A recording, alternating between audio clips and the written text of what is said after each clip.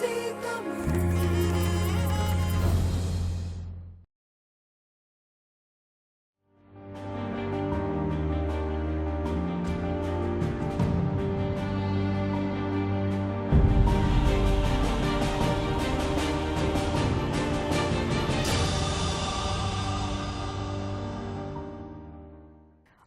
தமிழ் நேயர்கள் அனைவருக்கும் இனிமையான வணக்கம். மீண்டும் ஒரு இனிமையான சிறப்பு நிகழ்ச்சியில் உங்கள் அனைவரையும் சந்திப்பதில் மிக்க மகிழ்ச்சி. இன்றைய விருந்தினர் நிகழ்ச்சியில் பல நட்சத்திரங்களை அழைத்து வந்து அவர்களோடு பல விடயங்களை சுவாரஸ்யமாக பேசுவது வழமை. அந்த வகையில் இன்றைய தினமும் மிக முக்கியமான எங்களுக்கு நன்கு தெரிந்த ஒரு சில கலைஞர்களை அழைத்து வந்திருக்கின்றேன். அதில் முதலாவதா யாரை அழைத்து கொள்ளலாம் அப்படின்னு யோசிக்கும் பொழுது எல்லோருக்குமே மிகவும் பிடித்த, பழகுவதற்கு இனிமையானவர், ரொம்ப பாசமானவர், பார்க்கறதுக்கு ரொம்ப அழகாக இருப்பார், கொஞ்சம் உயரமாக மெல்லிசா இருப்பார். அவர் வேறு யாரும் இல்லை, எங்களுடைய சொலிசை கலைஞர் MC சாய். அவரை வரவேற்றுக் கொள்ளலாம். வணக்கம் சாய். ஏன் இவ்வளவு பில்டப்? சும்மா ஒரு இன்ட்ரோ அழகா இருக்கட்டுக்குமே அப்படின்றதுக்காக. MC சாய், உங்களுக்கு சென்ற வாரத்துல இருந்து குரல்ல கொஞ்சம் பிரச்சனை, ஒரு ப்ராப்ளம், கிச்சு. அந்த ப்ராப்ளம் இப்ப பாருங்க உங்களோட சேர்ந்து எனக்கும் வந்துட்டுது. எனக்கு வாரி கொடுக்குற ஒரு பழக்கம் இருக்கு. கருணன் பரம்பரை நாங்கள்லாம். சரி, சந்தோஷமாக நாங்கள் அதை ஏற்றுக்கொள்கின்றோம். MC சாய், ஒரு மிகப்பெரிய பிரம்மாண்டமான ஒரு கலை நிகழ்ச்சி, அதாவது உங்களுடைய கனவு என்று சொல்லிக்கொள்ளலாம், ரெவல்யூஷன் நிகழ்ச்சி ஒரு வெற்றிகரமாக நடைபெற்றது. அங்கே நாங்களும் வந்து பார்த்திருந்தோம். நிகழ்ச்சி மிகவும் சிறப்பாக இருந்தது.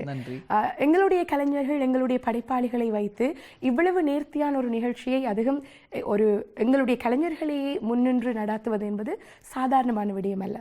அதை மிகவும் சிறப்பாக நேர்த்தியாக நடாத்தியிருந்தீர்கள். முதலில் உங்களுக்கும் குழுவினருக்கும் சிறப்பான வாழ்த்துக்கள். நன்றி. ரெவல்யூஷன் நிகழ்ச்சியை பற்றி சொல்லுங்க. அந்த 10 வருடம் ரெபல் ஸ்டாரினுடைய 10 வருடம் அந்த லேபிளினுடைய பூர்த்தியை முன்னிட்டு நடைபெற்ற நிகழ்ச்சி. இந்த நிகழ்ச்சிக்கு பிறகு இப்போ 10 வருஷத்தின் பின்பு 11வது வருஷத்தில் காலடி எடுத்து வைத்திருக்கிறீங்க. எப்படி ஃபீல் பண்ணுறீங்க? எப்படி ஃபீல் பண்ணுறேன்னுடா, ஒரு பக்கத்தில் சந்தோஷம், ஒரு பக்கத்தில் கஷ்டம். ஏனெண்டா இந்த பிஸ்னஸே அப்படித்தான், கணக்கு கஷ்டப்பட்டு தான் மேலே வந்து நாங்கள். ஸோ இந்த 10 வருஷம் ஆக்சுவலி நாங்கள் கொண்டாடினது காரணம் வந்து 10 வருஷம் இந்த இண்டஸ்ட்ரியில் இருக்கிறது வந்து லேசுப்பட்ட விஷயம் இல்லை. ஸோ நாங்கள் அதை செஞ்சுருக்கிறோமே என்ற ஒரு மகிழ்ச்சி, ஆனந்தத்தில் நாங்கள் இதை செஞ்ச நாங்கள். மற்றும் எங்களை போல பல ஆர்டிஸ்ட்டுகளை ஊக்குவிக்கும் ஒரு விஷயமாக இந்த 10 வருஷ ஆனிவர்சரி இருந்திருக்கும் என்று நான் நம்புகிறேன். ஸோ அதனால தான் இந்த நிகழ்ச்சி. சரி, ரெபல் ஸ்டார் லேபிள்ன்றது எல்லோருக்குமே தெரியும். மிகவும் பிரபல்யமான ஒரு இண்டிபெண்டன்ட் ஆர்டிஸ்ட்டை வளர்த்து வருகின்ற ஒரு மிக முன்னணி லேபிள். இந்த நிறுவனம் ஆரம்பிக்கப்பட்டு 10 வருடங்கள் என்பது சாதாரணமான விடயம் இல்லை. இந்த 10 வருடத்தில் எப்படிப்பட்ட கலைஞர்களை நீங்கள் வளர்த்திருக்கிறீர்கள்? அதாவது இந்த ரெபல் ஸ்டார் ஆரம்பிக்கும் பொழுது அதில் மிக முக்கியமான ஒருவர் நீங்கள். அந்த வகையில் நான் கேட்கின்றேன், எந்த விதமான கலைஞர்களை நாங்கள் வளர்த்து விட்டிருக்கிறோம்டா, ஒரு ஆர்வம் உள்ள கலைஞர்கள். அதாவது வந்து இப்போ எல்லாருமே வந்து நான் பாட்டு பாடுவேன், நான் நடிப்பேன், நான் இது செய்வேன்னு சொல்லலாம். வீட ஃபேமிலி பார்ட்டியில் போய் ஒரு மைக்கை தூக்கி பாடி போட்டு நான் பாட நான் போகிறேன்னு சொல்லலாம். ஆனால் உண்மையிலேயே ஆழமாக சக்ஸஸ்ஃபுல்லாக வரணுமென்று இருக்கிற ஆட்கள், உள்ள ஒரு டிசையரோட ஒரு நம்பிக்கையோடு இருக்கிற கலைஞர்கள் மற்றும் கொஞ்சம் டேலண்ட்டும் இருக்கிற கலைஞர்களை தான் நாங்கள் மேலே கொண்டு வந்திருக்கிறோம். எங்களோட லேபிள் மூலமாகவும் நாங்கள் அவர்களோடு வேலை செஞ்சும் அவர்களை மேலே கொண்டு வந்திருக்கிறீங்க. அதாவது எங்களுடைய கலைஞர்களுக்குள் போட்டி இருப்பது எல்லோருக்குமே தெரியும். ஆனால் பொறாமை என்ற ஒரு விடயம் கொஞ்சம் கொஞ்சமாக குறைந்து வருவதை பார்க்கக்கூடிய மாதிரி இருக்கின்றது. ஆனாலும் அரசியல் என்ற ஒரு விடயம் எல்லா இடத்திலும் இருக்கின்றது. சமீபத்தில் கூட எங்கள் எல்லோருக்குமே தெரியும், நாங்கள் எல்லோருமே உற்று பார்ப்பது தென்னிந்திய கலைப்படைப்புகளை. அந்த வகையில் சமீபத்தில் வந்து வெற்றிண்டை போட்ட கபாலி திரைப்படத்தின் இயக்குனர் கூட ஒரு நேர்காணலில் சொல்லியிருப்பார், கலை என்பது முற்றுமுழுதுமாக அரசியல் தான் என்று சொல்லி. கலைக்குள் அரசியல் இருக்கு.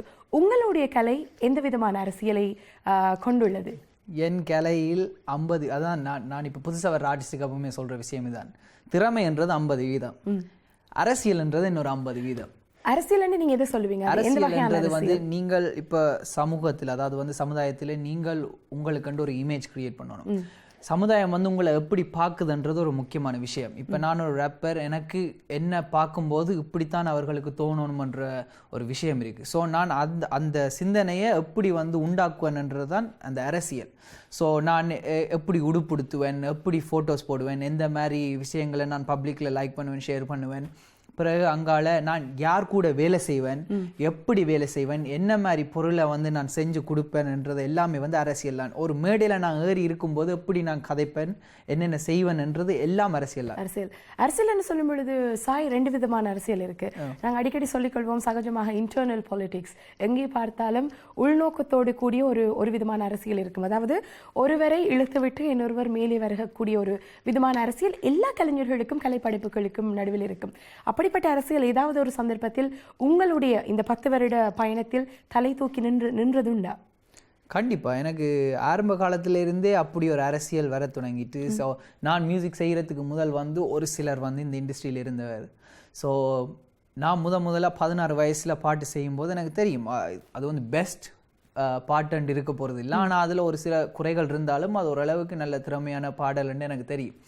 அந்த பாடலில் ஒரு பப்ளிஷ் கலைஞர் கேட்கும்போது அவர் வந்து என்னோட சொன்ன முதல் விஷயம், அதாவது 10 வருஷத்துக்கு முதல் எனக்கு 16 வயசு, அவர் எனக்கு சொன்ன விஷயம், நீ என்ன செய்கிற, ஸ்கூலில் படித்து கொண்டிருக்கேன், ஓகே நான் ஒரு விஷயம் சொல்கிறேன். நான் கேட்கவே இல்லை அவர்கிட்டயா, நான் உனக்கு ஒரு விஷயம் சொல்கிறேன், நீ பேசாமல் இதெல்லாத்தையும் விட்டுட்டு வடிவ GCSE எழுது, ஏனண்டா நீ பாடுறது ஒன்றுமே எனக்கு விளங்கே இல்லை, உண்ட லிரிக்ஸ் எல்லாம் குப்பை என்று அவர் சொன்னவர்.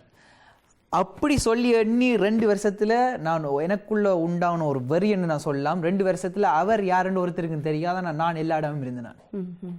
ஸோ அந்த விதமான அரசியல் தொடக்கத்திலேயே பல பேருக்கு இருந்தது. ஆனால் இப்போ இருக்கிற இண்டஸ்ட்ரியில் வந்து அப்படி அரசியல் இல்லை. ஒருத்தனை இழுத்து தான் மேலே வரணுமன்ற அரசியல் இல்லை.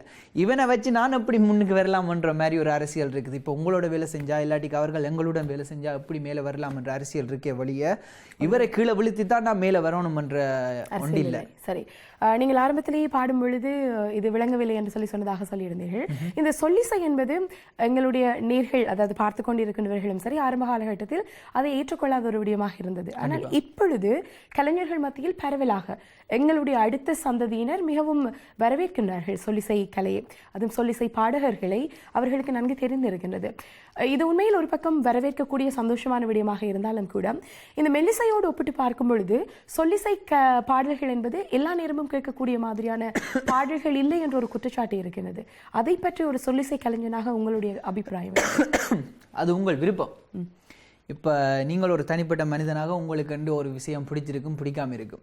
இப்போ மெல்லிசை பாடல்ன்றது வந்து நீங்கள் சிறு வயசுல இருந்து வளரும் போது உங்களோட அம்மா அப்பா மெல்லிசை கேட்டுக்கொண்டிருந்தபடியா உங்களுக்கு மெல்லிசையில் ஒரு ஈடுபாடு. சரி, இப்போ நான் வளர்ந்து கொண்டிருக்கும் போது நான் சொல்லிசை இருக்கிற ஆள் என்றபடியா என் மகனுக்கு ஒரு விதத்தில் சொல்லிசையில் ஒரு ஈடுபாடு இருக்கும் மெல்லிசையை விட. சொல்லிசை எந்த ஒரு சந்தர்ப்பத்திலும், அதாவது இசை என்பது எந்த ஒரு மனநிலையிலும் ரசிக்கக்கூடிய ஒரு விடயம் என்பது தான் இசைக்கான விளக்கம். சொல்லிசை என்பது கவலையாக இருக்கும் பொழுதும் ரசிக்கலாம், சந்தோஷமாக இருக்கும்போது ரசிக்கலாம், ஆட்டம் பாட்டம் கொண்டாட்டம் நேரங்களில் ரசிக்கலாம் என்று நீங்க சொல்றீங்களா? கண்டிப்பா. எந்த நேரத்தில்? சொல்லிசை, அதாவது சொல்லிசை என்றது வந்து என்னண்டா, நான் முன்ன உங்களுக்கு சொல்லியிருக்கிறேன், அதாவது வந்து தாளலய நாடகம்ன்றது தான் இப்போ நாங்கள் சொல்லிசையை செஞ்சுருக்கோம். சொல்லிசை இருக்க முழுக்க இப்போ எனக்கு சங்கீதம் தெரியாது, நான் வந்து பெரிய சங்கீத வித்வானும் இல்லை, பெரிய அந்த அளவுக்கு இப்போ கர்நாட்டிக்லி ட்ரைன்ட் ஆர்டிஸ்டும் இல்லை. என்னால் முடிஞ்சது வந்து என் பாடலில் வந்து ஒரு கதையை எடுத்து நான் சொல்கிறேன். ஸோ அந்த விதத்தில் நீங்கள் பார்க்க போனால் எந்த ஒரு சுச்சுவேஷனுக்கும் ஒரு சொல்லிசை பாடலை நீங்கள் பொறுத்தலாம். நான் பல ஸ்டோரிஸ் வச்சிருக்கிறேன், சந்தோஷமாக வச்சிருக்கேன், சுகமாக வச்சிருக்கிறேன், பாடியும் வச்சிருக்கிறேன். ஸோ அந்த விதத்தில் நீங்கள் யோசிக்கும் போது சொல்லிசை எந்த சந்தர்ப்பத்திலும் நீங்கள் கேட்கலாம். கர்நாடக இசை முழுமையாக படிக்கவில்லை என்று சொன்னீர்கள். சொல்லிசை கலைஞனாக வந்ததற்கு பின்பு, மக்கள் உங்களை அங்கீகரிக்க ஆரம்பித்ததற்கு பின்பு இன்னும் உங்களை வளர்த்து கொள்ள வேண்டும், குரல் வளத்தை இன்னும் நன்றாக வைத்துக் கொள்ள வேண்டும் என்பதற்காக இசை படிக்க ஆரம்பித்து விட்டீர்கள் அல்லது படித்துக் கொண்டிருக்கிறீர்களா? என்ன காரணம்? ஏனென்றால் எனக்கு திறமை இருக்கிறது என்று எனக்கு ஓரளவுக்கு தெரியும். அதாவது திறமை இருக்கின்றது என்ற ஒரு தலைக்கணமா அல்லது திறமையை வளர்த்து கொள்ள கூடாது என்ற ஒரு எண்ணமா? நீங்க தலைக்கணம் என்றே சொல்லுங்க. ஏனென்றா தலைக்கணம் இருந்தால் தான் நீங்க மேல வர முடியும். ஓரளவுக்கு தலைக்கணம் இருக்கணும். இல்லாட்டிக்கு வந்து உங்களுக்கு மேலேயே எல்லாரும் ஏறி நீங்க கடைசி வரையும் கீழே தான் நிற்பீங்க, மேல ஒரு திறம் வரையலாது. தலைக்கணம் என்றது உண்டு, நம்பிக்கை என்றது என்னொண்டு. அடுத்தது வந்து நான் சொல்லிசை என்றபடியா எனக்கு வந்து பாடலுக்குள்ளே போக விருப்பம் இல்லை. அதாவது வந்து கர்நாட்டிக்கல் கைண்ட் ஆஃப் மியூசிக்கு நான் செய்யணுமன்ற ஈடுபாடு வந்து எனக்கு இல்லை. எனக்கு சொல்லிசை வந்து பிடித்திருக்கிறது. ஸோ அதுலேயே நான் ஸ்டிக் பண்ணிக்கொள்கிறேன். அதனால தான் நான் ட்ரெயின் பண்ணல. 3வது விஷயம் வந்து நான் வந்து பிச் டெஃப். ஸோ எனக்கு வந்து பிச், அதாவது வந்து எந்த பிச்சில் பாடணும் செய்யணுமன்றது வந்து ஆக்சுவலி எனக்கு கேட்காது. ஆனால் சமுதாயத்துக்கு அது தெரியாது. புது விடயம் pitch deaf. நான் வந்து pitch deaf. ஸோ அந்த pitch deaf-ஓட தான் நான் அவ்வளோ நாள் மியூசிக் செய்கிறேன். அது என்னோட ஒர்க் பண்ணுற ப்ரொடியூசர்ஸுக்கு தெரியும். ஆனால் சரி, இப்படி ஒரு விடயம் உங்களுக்கு இருக்குன்னு சொல்லி சொன்னால் அதே நீங்கள் இன்னும் பயிற்சி எடுத்து இன்னும் திறன்பட வளர்த்து கொள்ளக்கூடாது. இப்பொழுது சரி, நீங்கள் சொன்னது போன்றே நாங்கள் எனக்கு கேட்காது சொல்லி தந்தாலும் எனக்கு தெரியும் இது ஹை பிச் இது லோ பிச்ன்னு எனக்கு தெரியும். ஆனால் நீங்கள் இப்போ ஒரு ஸ்ருதி பட்டியை போட்டு இது என்னன்னு கேட்டால் எனக்கு சொல்ல தெரியாது. எனக்கு நீங்கள் சொல்லி தந்தாலும் எனக்கு அந்த வேறுபாடு தெரியாது. ஆரம்பத்திலே அப்படித்தான் எல்லோரும் வருவதுண்டு இல்லையா? கல்வி ஒரு விடயத்தை பயிலத்தானே அதனுடைய வேறுபாடை நாங்கள் அறிந்து கொள்ளலாம். இல்ல இது படிக்கிற விஷயம் இல்ல. ஆக்சுவலி எனக்கு கேட்காது அந்த வித்தியாசம். என்னால் என் மைண்டால உணர்ந்து கொள்ள முடியாது. அப்படி நீங்களாகவே முடிவெடுத்து விட்டீர்கள்? இல்ல எல்லாருமே சொன்ன விஷயம் தான். எனக்கு படிப்பிச்ச மிருதங்க மாஸ்டர்ல இருந்து என்னோட ஸ்டுடியோல வேலை செஞ்ச ப்ரொடியூசர். நீங்க ஒரு மிருதங்க கலைஞனும் கூட? சின்ன வயசுல படிச்சேன். எத்தனை வயதுல இருந்து ஆரம்பித்தீர்கள்? கிட்டத்தட்ட ஒரு 10 வயசு. 10 வயசுல இருந்து. சிறப்பு.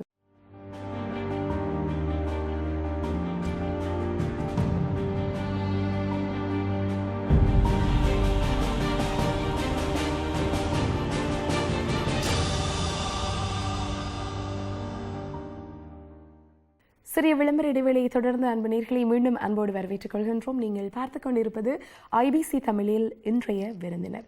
இன்றைய விருந்தினர் பகுதியில் MC சாய் சொல்லிசை கலைஞர் எங்களோடு இணைந்திருந்தார். இப்பொழுது நாங்கள் இன்னும் ஒருவரை அழைத்து வந்திருக்கின்றோம்.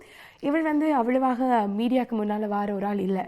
எல்லா கலைஞர்களுக்கும் பின்னே நின்று கலைஞர்களை ஊக்குவிக்கக்கூடிய மிக முக்கியமான ஒருவர். லண்டனில் இவரை தெரியாதவர்கள் இருக்க வாய்ப்பில்லை. இப்பொழுது ஐரோப்பிய நாடுகள் உட்பட அநேகமான நாடுகளில் நன்கு தெரிந்த மிக முக்கியமான ஒருவர் ரிபல் ஸ்டார் லேபினினுடைய மேனேஜர் குமார் அவர்கள். வணக்கம் குமார். வணக்கம். IBC தமிழ் சிறப்பு நிகழ்ச்சிக்கு அன்போடு வரவேற்றுக் கொள்கின்றோம். நீண்ட காலமாக உங்களை சந்திக்க வேண்டும் என்ற ஒரு ஆசை எனக்கு இருந்தது. காரணம், கலைஞர்களை வளர்ப்பது என்பது சாதாரணமான விடயம் அல்ல. ஒருவர் பின்னுக்கு நின்று பொதுவாக இப்பொழுது எல்லோருமே ஆசைப்படுகின்ற ஒரு விடயம், கலைஞர்களை போன்று நாங்களும் திரைக்கு முன்பு வர வேண்டும் என்று. திரைக்கு பின் நிற்க வேண்டும் என்ற எண்ணம் வருவது குறைவு. திரைக்கு பின் நின்று நாங்கள் சாதாரணமாக ஒருவரை முன்னுக்கு கொண்டு வருவது என்பது பார்ப்பதற்கு அபூர்வமான ஒரு விடயம். அப்படியான ஒரு வேலையை தான் நீங்கள் செய்து கொண்டிருக்கின்றீர்கள். முதலில் அதற்கு பாராட்டுகள். ஆமாம் குமார், அதாவது நீங்கள் ஒவ்வொரு கலைஞர்களை ஊக்குவித்துக் கொண்டு திரைக்கு பின்னால் நின்று பயணித்துக் கொண்டிருக்கின்றீர்கள். இந்த கலைஞர்களை வளர்க்க வேண்டும் என்ற ஒரு நோக்கம் அல்லது இந்த ரிபல் ஸ்டார் லேபிள் உருவானதை பற்றி சொல்லுங்கள். அதனுடைய 10 வருட பூர்த்தியின் வெற்றியை நாங்கள் சமீபத்தில் பார்த்திருந்தோம், மாபெரும் வெற்றி. அதை பற்றி சொல்லுங்கள். ரிபல் ஸ்டார் ஸ்டார்ட் பண்ண காரணம் MC சாய் காணி தான். ஸோ இப்போது அவர் வளர்ந்து வரும் ஸ்டேஜை பார்க்கல சந்தோஷமா இருக்குது. இவர் மட்டும் இல்லை, MC சாய்க்காகத்தான் ரிபல் ஸ்டார் லேபிள் ஆரம்பிக்கப்பட்டதுன்னு சொல்றீங்க. அதாவது எத்தனையோ கலைஞர்கள் நம்மவர் மத்தியில் இருக்கும் பொழுது ஏன் MC சாயை வைத்து ஆரம்பிக்க வேண்டும் என்ற ஒரு எண்ணம் வந்தது? அது நான் அவர்கிட்ட 14 வயசில் அவரை எப்படி மீட் பண்ணோம். அப்படி நான் இருக்கக்குள்ளே எனக்கு யாருமே சப்போர்ட் பண்ணல. ஒரு ஃபுட்பாலோ ஏதாச்சும் இன்ட்ரெஸ்ட் இருக்கக்குள்ள யாருமே அதை ஊக்கி வைக்கல. ஸோ இவர் 14 வயசில் எனக்கு சொல்ல வைக்கல, எனக்கு அப்படி ஒரு செய்கிறேன், எனக்கு ஆசையாக இருக்குது தமிழ் ரேப் சொல்லி செய்யப்படணும் சொல்லிக்கல நான் யோசிச்சேன், நான் எனக்கு எந்த வயசில் இருக்க யாரும் சப்போர்ட் பண்ணலையோ இவருக்கு ஏன் நான் சப்போர்ட் பண்ணக்கூடாது? அது வேறு இல்லை, நான் தெரியும் இவருக்கு திறமையாக இருக்கேன். அந்த ஃபர்ஸ்ட் டைம் ஒரு ஃபேமிலி வெட்டிங்கில் மீட் பண்ணிக்கல எனக்கு வந்து ரேப் பண்ணி காட்டினார். சுத்தமாக தமிழ் ரேப் என்னென்ன தெரியாது, அந்த டைமில் தெரியாது. சரி, அது புதுசாக இருக்குது, வித்தியாசமாக இருக்குது. படத்தில் கூடி ஒன்று வந்ததில்லை, ரேடியோவில் கேட்டதில்லை. ஸோ அவர் வந்து சொல்லிக்கல எனக்கு வித்தியாசமாக இருக்குது, ட்ரை பண்ணலாம்னுட்டு ஒரு கொஞ்ச நாள் கழிச்சு above 15 ஆகிட்டார். ஸோ அப்போ நாங்கள் சொன்னோம், இப்படி ஃபோன் அடித்து சொன்னேன், இப்படி அப்போ நான் யூனிவர்சிட்டி படிச்சுட்டு இருக்கேன். அப்படி சொன்ன போய் நாங்கள் லைஃப்பில் ஒன்று திறக்கக்கூடாது, இப்படி ஸ்டாப் பண்ணுவோம்னு சொல்லி அதுலேருந்து துவங்கினா ரிபல் ஸ்டார் ஒரு ஃபோன் கால். ஆமாம், சரி. MC சாயோடு ஆரம்பித்திருந்தீர்கள், அதனை தொடர்ந்து குட்டிஹரி மந்த் கழிச்சு அவர் 2 பேரும் ஆல்ரெடி ஃப்ரெண்ட்ஸ். ஸோ அப்போ இவர் மூலத்தால் குட்டிஹரி மீட் பண்ண ஒரு ஷோ பார்க்கக்குள்ள காமெடி வித்தியாசமாக இருக்குது. ஏன்னா தமிழ் ஷோக்கெலாம் பெருசாக நான் போனதே இல்லை அந்த time, to be honest. So போய்க்கலாம், it's new experience. So actually this is something செய்ய முடியும் எங்களால், எங்களுடைய யங்ஸ்டர்ஸ் செய்யக்குள்ள வித்தியாசம் என்று நினைத்துக் கொண்டீர்கள். சரி, ரிபல் ஸ்டார் லேபிள்ஸை பார்க்கும் பொழுது மிக முக்கியமானவர்களாக 3 பேரை நாங்கள் இன்னும் காண முடியும். அதாவது நாங்கள் பொது இடங்களில் போய் பேசும்பொழுது MC சாய், குட்டிஹரி, அதே போல் TJயை பொறுத்தவரை, அதாவது MC சாய் குட்டிஹரியின் ஆரம்பமே ரிபல் ஸ்டாராக இருந்தது. ஆனால் TJயை பொறுத்தவரை GJ ஆர்ட்ஸில் இருந்த ஒரு கலைஞரை தான் நீங்கள் ரிபல் ஸ்டாரில் இணைத்துக் கொண்டீர்கள். அதாவது எனக்கு தெரிந்த பொது இடங்களில் நான் சென்று பார்த்து பேசும் பொழுது எனக்கு தெரிந்த ஒரு விடயத்தை இங்கே நான் முன்வைக்கின்றேன். அதாவது GJ ஆர்ட்ஸோடு TJ இருக்கும் பொழுது ரிபல் ஸ்டாரில் இணைந்து கொள்ள விருப்பம் தெரிவித்ததாகவும், அப்பொழுது TJயை இணைத்துக் கொள்ள மறுத்த நீங்கள் ஒரு பல்கலைக்கழக நிகழ்ச்சியில் 2 பாடல்களை பார்த்துவிட்டு ரிபல் ஸ்டாருக்குள் TJ வர வேண்டும் அப்படின்னு சொல்லி ஒரு கோரிக்கையை முன்வைத்ததாக ஒரு விடயம் பரபரப்பாக அடிபட்டது. அதனுடைய உண்மை தன்மையை விளங்க உண்மையை நான் சொல்கிறேன். இந்த டீலை வந்து நான் தான் செஞ்சு முடிச்சேன். சரியா? ஸோ டிஜே வந்து ஃபர்ஸ்ட் ஆஃப் ஆல் வந்து இவர் எனக்கு மாமா. ஓகே, அதே மாதிரி இவர் டிஜேக்கு மாமா. டிஜே வந்து எனக்கு கொண்ட விட்ட தம்பி. ஓகே, நாங்கள் எல்லாரும் கசின்ஸ். ஓகே, சமுதாயம் முதல்ல அதை புரிஞ்சு கொள்ளணும். நாங்கள் எல்லாருமே வந்து ஒரு ஃபேமிலி மெம்பர். ஸோ டிஜே வந்து வளர்ந்து வரும் டைமில் வந்து முதல் எங்கள்கிட்ட வந்தார். வந்து இப்படி நான் பாட்டு செய்ய எனக்கு விருப்பம், இது செய்ய விருப்பம், நான் உங்களோட லேபிளில் ஜாயின் பண்ணட்டோம். இப்போ அப்போ வந்து டிஜே வந்து ஒரு விதமான பாடலும் பெருசாக செய்யலை. மேபி மேக்ஸிமம் ஒரு பாட்டு செஞ்சுருக்கலாம். அவருக்கு இண்டஸ்ட்ரியில் எக்ஸ்பீரியன்ஸ் இல்லை, ஸ்டூடியோஸில் ஒர்க் பண்ண என்னென்னு சொல்கிறேன், அதாவது ஒரு போர்ட்ஃபோலியோ இல்லை டிஜேட்ட. அப்போ இப்போ நாங்கள் சொன்ன விஷயம் என்னென்ன டிஜேட்ட, நீ ஒரு 1 year 1.5 years வந்து ஒர்க் எல்லா இடம் போய் ஒர்க். ஏன்னா எங்கள் லேபிளுக்கு கண்டு வந்த அப்புறம் ரெஸ்ட்ரிக்ஷன்ஸ் இருக்குது, இது செய்யலாம் அது செய்யலான்னு எனக்கு விஷயங்கள் இருக்குது. ஸோ அது ஒன்றுமே இல்லை. சாய், இந்த இடத்தில் குறுக்கிட்டு தான் ஆக வேண்டும். காரணம், குமார் சொல்லியிருந்தார் ஆரம்பிக்கும் பொழுது ஒருவரை ஊக்குவிக்க வேண்டும் என்று உங்களை வைத்து அந்த லேபிள் ஆரம்பித்ததாக. அப்போ ஒருவர் வந்து எனக்கு திறமை இருக்கின்றது, நான் உங்களோடு இணைந்து கொள்ள போகின்றேன் என்று சொல்லும் பொழுது நீ ப்ரூஃப் பண்ணிவிட்டு வா, நான் உங்களை இணைத்துக் கொள்கின்றேன் என்று சொல்றது சரி. அவர் கிளம்பினார். அப்படி இல்லை, திறமை நீங்க முதல் பாயிண்டே பிள்ளைய எடுத்துட்டீங்க. அவருக்கு திறமை இருக்குன்னு அவர் சொன்னபடியே அவருக்கு திறமை இருக்குன்னு அர்த்தம் இல்லை. அவருக்கு வந்து அவரிடம் ஒரு சின்ன ஸ்பார்க், அதான் ஒரு டிசைர் இருந்தது, கண்டிப்பாக இருந்தது. அதனால தான் அவருக்கு நாங்கள் சொன்னாங்க 1.5 years நாங்கள் இதை செய்வோம்ண்டு. ஏனெண்டா வந்து அந்த திறமை என்ற விஷயம் வந்து திறமை இருந்தாலும் எக்ஸ்பீரியன்ஸ் தான் உங்களை குவாலிட்டி கொண்டு வரும் ஒர்க்குக்கு. சரி, அதே கேள்வியை நான் குமார் உங்களிடம் கேட்கின்றேன். இவர் சொன்ன அதே விடயத்தை ஏற்றுக்கொள்ளலாம். MC சாயை நீங்கள் பார்க்கும் பொழுது MC சாய் ஓகே நாங்களே இப்படி ஒரு விடயத்தை செய்யக்கூடாது என்று நீங்கள் கேட்கும் பொழுதும் இதே விடயத்தை நீங்கள் MC சாயை பார்த்து 1 வருடம் 2 வருடம் சென்று அனுபவத்தை பெற்றுக்கொண்டு வா, அதன் பின்பு நாங்கள் ரெபல் ஸ்டார் லேபிளை ஆரம்பிப்போம் அப்படின்னு சொல்லியிருந்தால் MC சாய் இன்று நீங்கள் ரெபல் ஸ்டார் லேபிளில் அந்த 1 வருடம் 2 வருடம் செய்த பின்புதான் குமாரை அப்ரோச் பண்ண முதல் லேபிள் இருந்தீங்களா? இல்ல, சுயமாக. அப்ப டிஜியை பொறுத்த வரைக்கும் சுயமாக வேலை செய்துவிட்டு ஜிஜி ஆர்ட்ஸ்க்கு எங்கள் ஆசை வந்து அவர் வந்து சுயமா செய்து அவருக்கு வந்து ஒரு சில விஷயங்கள் வந்து சொல்லி கொடுக்கல, அது நீங்களா பட்டு தான் பழகணும். ஸோ அதனால அவருக்கு சொன்ன விஷயம் வந்து நீ ஒர்க் பண்ணு, கணக்கை லேர்ன் பண்ணு உள்ளுக்குள்ள. ஏனண்டா வந்து அவருக்கு பேசிக்கான விஷயங்கள் தெரிந்த அப்புறம் வந்து அவரை வந்து ஒரு ஸ்டார் ஆக்குறது வந்து எங்களால் சொல்லி கொடுக்க முடிஞ்ச விஷயம். ஸ்டூடியோக்குள்ள ஒரு சில பிள்ளைகளை வந்து எங்களால் திருத்தியலும், அதெல்லாம் நான் சொல்லி கொடுத்துருவேன். ஆனால் அந்த பேசிக்ன்றது வந்து அவரைத்தான் அதை விளங்கணும். ஏனண்டா அப்போ தான் உங்களுக்கு திரும்பி இவருக்கு உண்மையிலேயே திறமை இருக்கா இல்லையாண்டு 1.5 வருஷம் அவரால் நின்று தாங்கி பிடிக்கலும் என்றால் அவருக்கு உண்மையிலேயே திறமை இருக்கு. ஏனென்றா நாங்கள் எல்லாரையும் எடுத்துக்கொண்டிருந்தோம்டா, எனக்கு திறமை இருக்குன்னா அவர் சொன்னதுக்காக மட்டும் நாங்கள் எடுத்துக்கொண்டிருந்தோம்டா அப்புறம் இங்கே 400 பேர் இருப்போம், ஆனால் அதில் 2 பேரும் நல்லா பாட்டு செஞ்சு கொண்டிருப்போம். சரி, நாங்கள் உங்களுடைய பக்கத்துக்கே வரலாம், உங்களுடைய அதே விடயத்திற்கு வரலாம். அது ஏற்றுக்கொள்ளக்கூடிய ஒரு விடயமாகத்தான் இருக்கின்றது. ஜிஜே ஆர்ட்ஸுக்கு டிஜி சென்று அவர் தன்னை நிரூபித்து காட்டிக்கொண்டு பயணித்துக் கொண்டிருக்கின்ற நேரத்தில் ஒரு சிறந்த கலைஞர் இன்னும் ஒரு லேபிள், அதாவது இண்டிபெண்டன்ட் ஆர்டிஸ்ட் என்று நாங்கள் பேசும்பொழுது அங்கே உயர்ந்து வருகின்ற காலகட்டத்தில் அவர் இப்பொழுது நன்றாக இருக்கின்றார் என்று தெரிந்ததன் பின்பு உங்களுடைய லேபிளுக்கு அவரை எடுப்பது என்பது சரியான விடயமா? இல்லை. இப்போ 2வது விஷயம் வந்து உங்களுக்கு டிஜே அப்போ தெரியும்.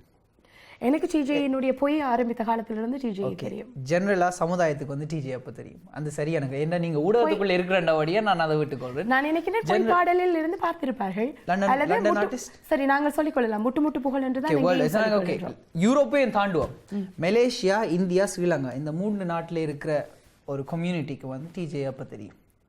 முட்டு பாடலுக்கு பின்பு. ஓகே, ஸோ இதுதான் எங்களுக்கும் என்னோட லேபிளுக்கும் இருக்கிற வித்தியாசம். லோக்கல் லேபிள் நாங்கள் ஓரளவுக்கு, அதாவது வந்து நான் ஒருத்தரையும் தாழ்த்தி கதைக்க இல்லைங்க, நான் ஜென்ரலாக சொல்கிறேன். நாங்கள் வந்து இன்டர்நேஷ்னல்.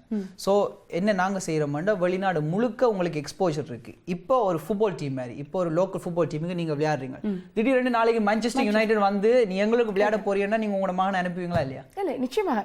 அதாவது உங்களுடைய ஏற்கனவே சொன்னது போன்று பொது இடங்களில் பேசப்படுகின்ற விடயங்களை தெளிவுபடுத்த வேண்டியது எங்களுடைய கடமை. இது நான் என்னுடைய வேலையை செய்கின்றேன். அதனால் உங்களுடைய தெளிவான நான் சொன்ன காரணம் வந்து 1 year காலேஜ்னா ஒர்க் எத்திக், கமிட்மெண்ட், டெடிகேஷன் வந்து முக்கியம். ஒரு லேபிளில் ஜாயின் பண்ண போறீங்கன்னா இவர் சொன்ன மாதிரி எல்லாரையும் ஜாயின் பண்ண வைக்கலாம். அவங்க வந்து அவங்களோட பர்சனாலிட்டி எப்படி, அவங்க அந்த பீப்புள் அரவுண்ட் தம், அவங்களை சுற்றி இருக்கிற பீப்புள் எப்படி இருக்கு, நம்ம குரூப் ஆஃப் ஃப்ரெண்ட்ஸ். அதே மாதிரி ஜிஜிஆஸ்ல அந்த அரசியல்னு சொல்லிக்கலாம். ஆமாம். So you have to have artist who is dedicated. Work ethic வந்து முக்கியம். வந்து ஓகே கஷ்டப்பட்டு வேலை செஞ்ச ஒரு லேபிளில் தூக்கி வச்சிருக்கக்குள்ள இன்னொரு சும்மா வந்துட்டு ஈஸியாக பாஸ் கொடுத்த மாதிரி அப்படி இருக்கக்கூடாது. அவங்க வந்து ப்ரூவ் பண்ணணும். அதே டைமில் ஜிஜிஆர்ஸில் வந்து நான் சொன்னது வந்து கஜி தெரியுமா, வேறு மேனேஜர், சிஇஓ, அவரோட கதைச்சது அவர் ஆல்ரெடி நாங்கள் சொன்னாங்க பிஃபோர் ஹேண்ட், இதான் திஸ் இஸ் சிச்சுவேஷன். டிஜே வந்து எங்கள்கிட்ட கேட்டவர், அவர்கிட்ட பெர்மிஷன் வேண்டின பிறகு தான் அவர் எங்கள் டீம் நோ மிஸ் அண்டர்ஸ்டாண்டிங் நோதிங். இல்ல சண்டே என்று அப்படி ஒன்றும் இல்லை. It was a general deal between one label and another label. Okay, இப்போ நீங்கள் நன்றாக பல கலைஞர்களை வளர்த்து கொண்டு வருகின்றீர்கள். அப்படி வளர்ந்து கொண்டு வருகின்ற பொழுது இன்னும் ஒரு பெரிய லேபிள் வந்து MC சாய் ஓ குட்டி ஹரி ஓ டிஜே யாராவது ஒருவர் அவங்களுடைய லேபிளுக்கு வேணும் அப்படின்னு சொல்லி சொன்னா as a manager நீங்க அவர்களை விட்டு கொடுப்பீர்கள். விட்டு கொடுப்பீர்கள். டே 1ல இருந்து நாங்க எங்க ஆர்டிஸ்ட் எல்லாருக்குமே சொல்லியிருக்கோம். இதே ஒரு பெரிய I don't know, maybe from India or Malaysia இங்க வந்தா கூட I'm happy. அவங்க வளரக்குள்ள எனக்கு தான் சந்தோஷம். சரி, இன்னும் ஒரு மிக முக்கியமான ஒரு கேள்வி. அதாவது நான் பார்த்து எனக்குள் ஒரு சின்ன ஒரு சங்கடத்தை உருவாக்கின ஒரு விடயம். சென்ற வாரம் இடம்பெற்ற உங்களுடைய ரெவல்யூஷன் நிகழ்ச்சியை பற்றி சொல்லிக்கொள்ள வேண்டும். காரணம் 2-3 வாரங்களாக ரெவல்யூஷன் நிகழ்ச்சியை பற்றி நாங்கள் அதிகமாக மக்கள் மத்தியில் கொண்டு சேர்த்திருந்தோம். நிறைய நேர்காணல்களை செய்திருந்தோம். அந்த நிகழ்ச்சியை வந்து பார்க்கும் பொழுது மிகவும் சந்தோஷமாக இருந்தது. பல கலைஞர்களை நீங்கள் அழைத்து அவர்களுக்கு சர்டிஃபிகேட் எல்லாம் கொடுத்திருந்தீர்கள். அப்பொழுது கூட ஒரு மேடையில் அவ்வளவு கலைஞர்களை ஒன்றித்து பார்க்கும் பொழுது இருந்த சந்தோஷம் ஒரு விடயத்தில் ஒரு சின்ன சங்கடத்தை கொடுத்திருந்தது.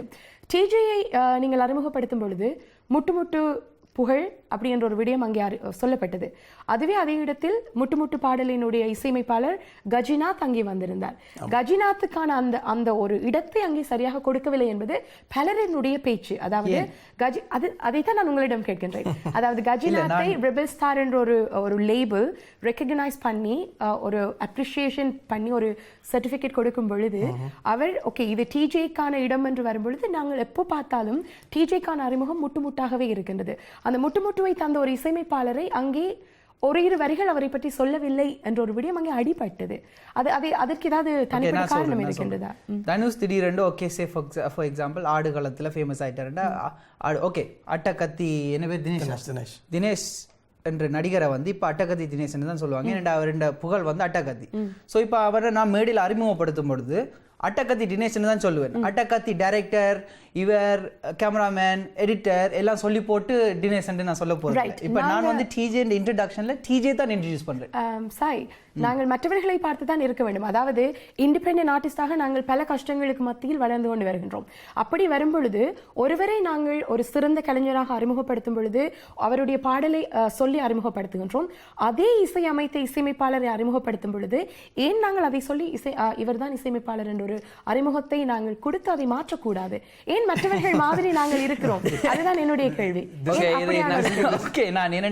நான் ஒரு விஷயத்தை சொல்ல வேணாம் உள்ள வச்சு கொண்டு இருந்தேன். நீங்கள் எதுவாக இருந்தாலும் நீங்க ஆசைப்படுறீங்களா நான் முழுமையா அவங்களை சொல்றேன். 90% வந்து முட்டு கம்போஸ் பண்ணது வந்து டிஜே 10% தான் கஜிநாத் செஞ்சவர். அந்த 10% வந்து பீட்.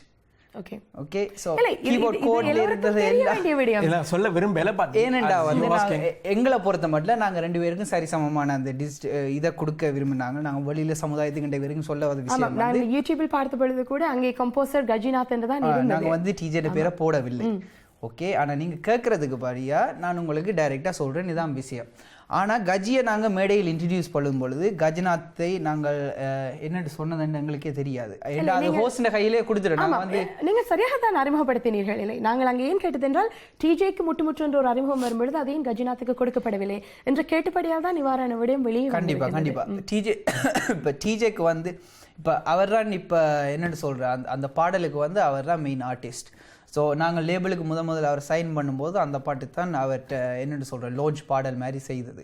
இன்றைய விருந்தினர் நிகழ்ச்சியில் MC சாய் மற்றும் குமாரை நாங்கள் சந்தித்திருந்தோம். இன்னும் ஒரு கலைஞரை இன்னும் ஒரு இன்றைய விருந்தினர் நிகழ்ச்சியில் சந்திக்கும் வரை MC சாயோடும் குமாரோடும் சேர்ந்து விடைபெற்றுக் கொள்ளும் நான் என்றும் அன்புடன் பவித்ரா. நன்றி, வணக்கம் அன்பான உறவுகளே.